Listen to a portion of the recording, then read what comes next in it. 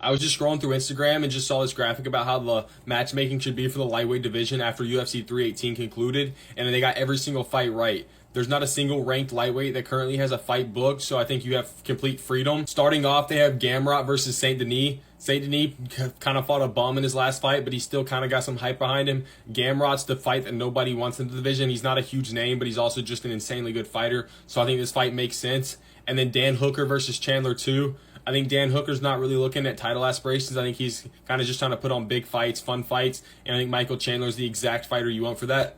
He got beat by Chandler pretty easily in the first fight, but I think Dan Hooker wants to get the fight back and also just put on another war.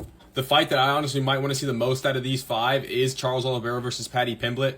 Paddy Pimblett's fought 3 fighters on losing streaks with a combined record of 0-13, so I think him versus Oliveira, who's a proven elite fighter at lightweight, would be a great step up, and I think that's the fight he needs to win to actually get a title shot. I don't think he deserves a title shot versus Ilya right now. That's all just because of the trash talk they got, not because he earned it. With Arman Tsarukyan losing Dana White's trust, I obviously think Tsarukyan's the #1 contender and should get a title shot, but that's obviously not happening with Dana White's hate towards him. So Tsarukyan versus Gaethje makes sense. Gaethje says he wants to get back to the title, and he's not fighting for anything but a bag. I think they drop a bag on Gaethje to have him fight Tsarukyan. If Tsarukyan wins that, he'd get a good win over his name, and he'd be undeniable for the title at that point. I think the lightweight that is next in line for the title shot currently is Max Holloway.